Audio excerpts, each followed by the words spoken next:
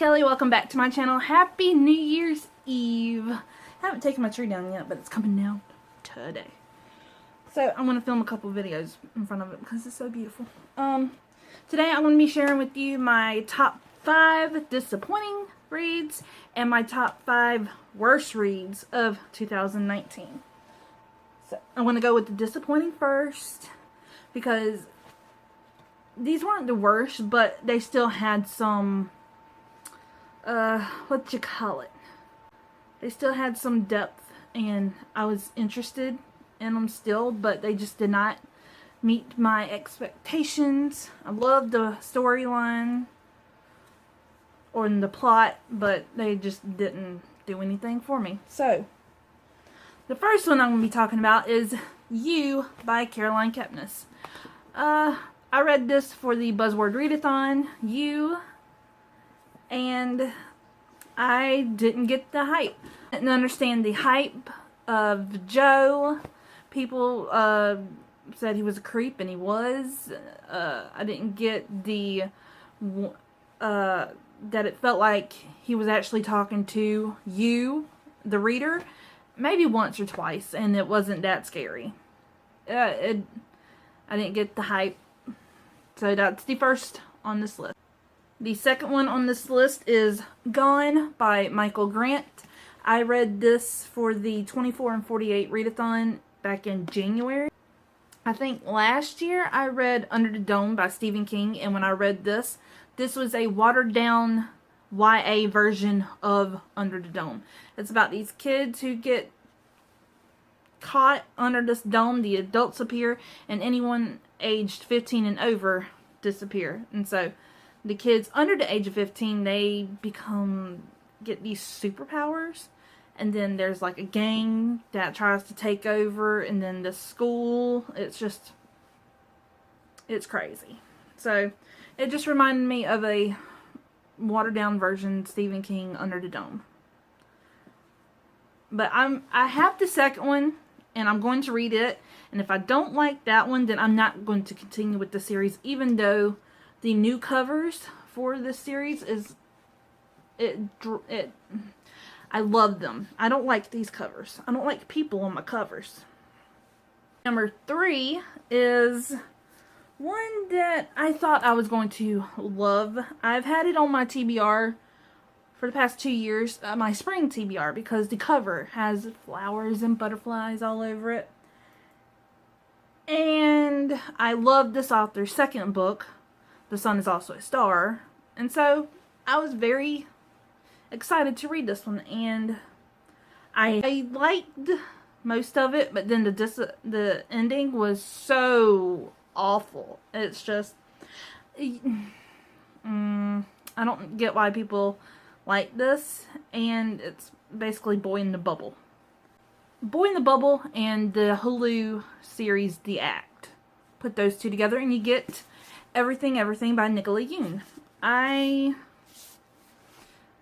was going to watch the movie. I'm not going to watch the movie because it's generic. I know what's going to happen, and I'm not interested. The mother, I can hate the mother. And if I see, I feel like if I watch the movie and see the mother, then I'm not going to watch any more of the actress's work, and I don't want to do that to myself.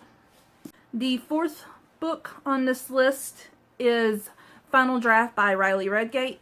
This was the June book pick for the Tea and Dragons book club on Goodreads, hosted by Melanie from Mel to the Annie. I read this in July, way after the book club was over for June, and I didn't like it. It's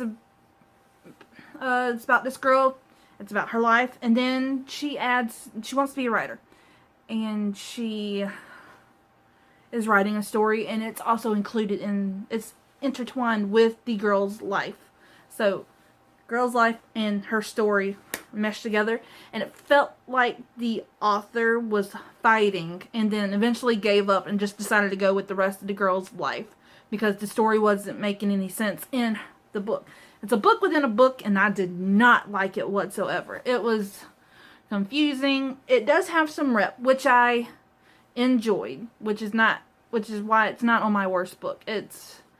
She is in love with her best friend, and her best friend is in love with her, vice versa, and yeah. And her family is from, I think, Ecuador, and so she is proud of her Ecuadorian roots, and yeah. So I liked it, but I was disappointed that the two stories weren't meshed together well. The final book for my top 5 disappointing reads of 2019 is One of Us is Lying by Karen McManus. I read Two Can Keep a Secret a year ago today, New Year's Eve, and I loved it.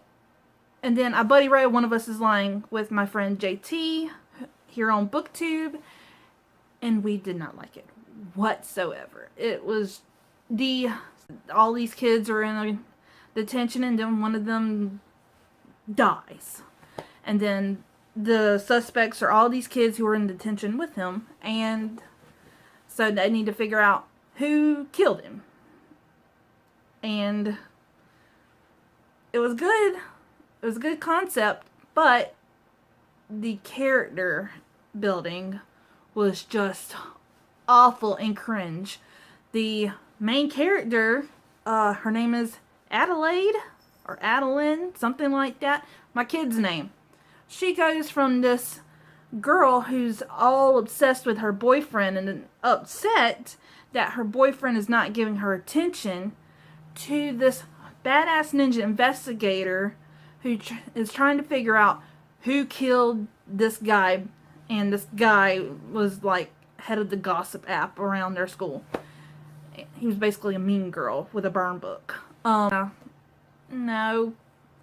But I am interested in the sequel, One of Us is Next, because it has different characters and it's set in this high school, and it's about the gossip app. So it's not technically with the characters from the first book. It's got new characters. So, I don't know. I'm hoping that the writing has gotten better, because the second book, Karen McManus' second book, Two Can Keep a Secret, was great. That noise just now, my daughter's playing PS4 and the controller disconnected and her microphone went. So, now it's time for my top 5 worst books of 2019. These books were just bad. I did not give a crap about the characters. I don't DNF books because I'm not a quitter. But I should have DNF'd these books because they are just awful. So the first one is The Unseen World by Liz Moore. Back in August, I did a You Choose My TB. I enjoyed the recommendation. Thank you. I appreciate it. But I don't like literary fiction. This is about a man. He is homeschooling his daughter. I'm a homeschool mom, so I have that connection. But he is just like anal about everything. She doesn't have any friends. My daughter has friends. She's in Girl Scouts. Yeah. This girl is so socially awkward. It was cringeworthy when I was reading her thoughts. And she was wearing, like, it was set in the 70s or the 80s. And it's all about the computers. Her adoptive dad, who's not, yeah. He is this software engineer, computer programmer thing. He makes the first computer who talks back to you. And it was just focused on that, and then focused on the girl's life, and then we get a whole different backstory about the dad, and I was just bored to frickin' tears. I didn't know where to focus, and honestly could give two shits about the computer program. So, okay, book number 2 was Jungle Land by Christopher S. Stewart. I thought I was going to love this book. This was the 4th book I read this year. And it says it was set in World War II, which is not it's not mentioned at all whatsoever until the very end. And so it's 2 stories combined. It's the author's, it's a nonfiction. It's the author's account taking the same route that trying to find this lost city in South America. And this author takes the same route that this other explorer back in during World War II times, or before, took, and he found this lost city, or the White City, or something like that. And I was bored. I enjoyed the explorer's story, but the author, he was whining the entire time. He was trying to trace the footsteps, like, okay, the explorer's footsteps are still going to be in the dirt and you can walk right in them. No, that's not going to happen after 40 something years. They're going to be washed away. And he was mad about the heat and the temperature and the bugs and the rain. He was just complaining the entire time. And I wonder how it's going to be like when I get back to New York with my found city. Am I going to be rich? Am I going to be in a penthouse? Is my wife going to fuck me more? It was irritating. And he wanted to give up so many times because he was like, I wonder if this explorer dude has felt the same way I'm feeling right now. I'm like, maybe not even 5 seconds. And if I'm shaking, if my camera shakes anymore, my cat. Come here. Say sorry. Say sorry, Bubs. Hey. I'm sorry. Hey, President Snow. Yeah, we named him. Oh, hey, Bubs. Okay. Okay. So that's President Snow. But yeah, Jungle Land was a big... if I could give it a negative star, I would. I give it a 2. Because I like the Explorer story, though. Number 3 on the worst books of 2019 is The Center of the Universe by Ria Voros. I did a blog tour spot on this, and it's about this girl. She's all interested and obsessed with astrophysics, and her mom and her grandma are celebrities, and she does not want to follow that route. The grandma is like a TV star, movie star, and her mom is a very important, famous television news anchor, and she gets kidnapped. And it's about her daughter trying to accept the fact that her mom has been kidnapped, why she's been kidnapped, and also her relationship with her mom. Her and her mom, no. They are like 2 opposites. Magnets, no. The mom doesn't understand anything. She doesn't listen to her kid about astrophysics or anything like that. And the daughter, the whole time her mom's gone, she's like, oh, why is mom doing this? She's getting more attention. How come she can't focus on me? I'm like, girl, stop.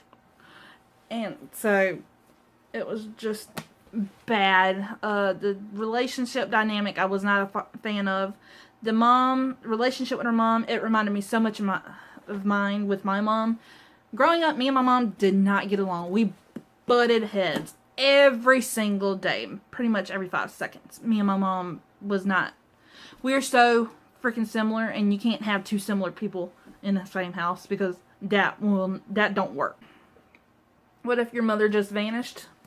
I would not act like this kid and wonder why my mom is still trying to get attention even after she's been kidnapped.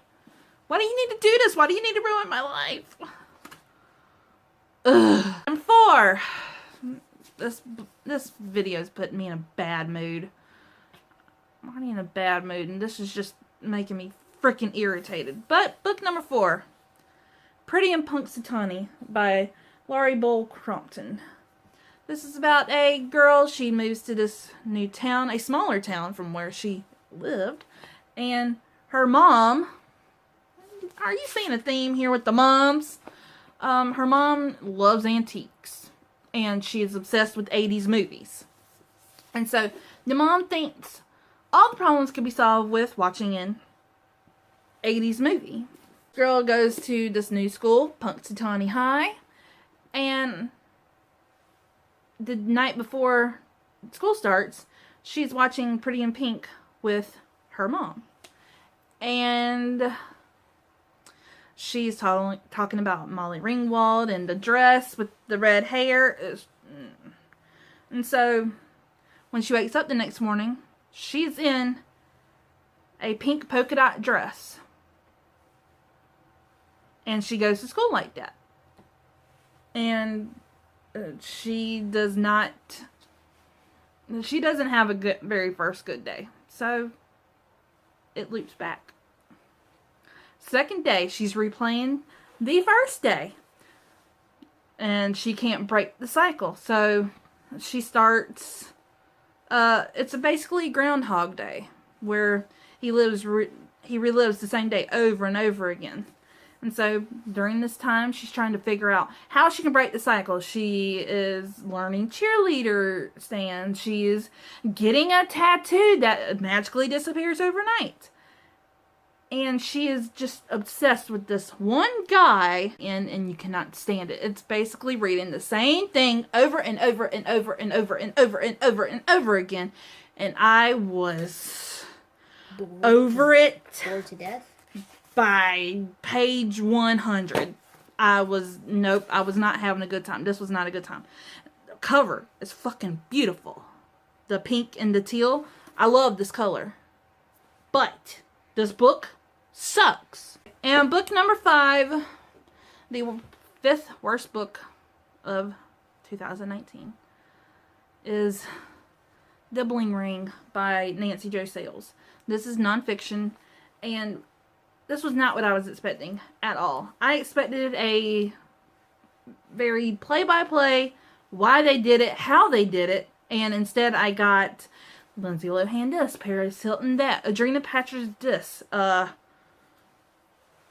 celebrity name that, name drops, The Hills, Misha Barton, the OC. I got a ton of celebrity name drops and shows over and over again, and it's basically from the this whole thing is like an interview, and the story is basically from Alexis Nears and Nick Pargo, something, I don't know his name, and the other teenagers involved. They were not allowed to buy their lawyers, and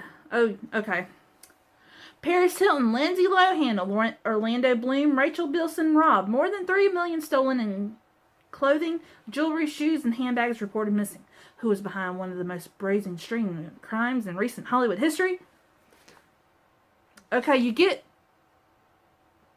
they talk about the nights that they did it and how they just reclined in the house and took everything and tried to sell some of it, and you don't exactly know why they did it. They don't say it. They just wanted fame. They just wanted the attention.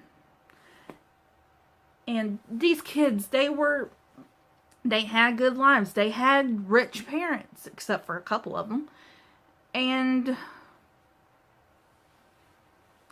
they were just dumb, stupid. But I'm going to be watching the Emma Watson movie, and I'm going to be watching the Lifetime version, because I think they made the Lifetime version of this first, and then a couple years later, the Hollywood big blockbuster version came out. So I'm going to be watching both of them, and I heard that both of them are completely different, and that the Lifetime version is more darker and more suspenseful than this one. But I want to be watching both of them, and yeah, it's not what I was expecting at all. I wanted more, and the wind is trying to tear my house apart.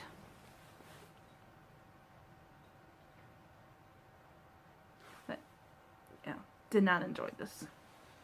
Oh, so disappointed, but I only wasted $1.07 on it. But that is it for my top 5 disappointing, I was going to say disgusting, disappointing and shitty worst reads of 2019. Did you have any disappointing or craptastic reads? Let me know down in the comments. But if you like this video, please give it a thumbs up. Hit that subscribe button. Comment down below what was your reads. And I'll see you in 2020. Bye.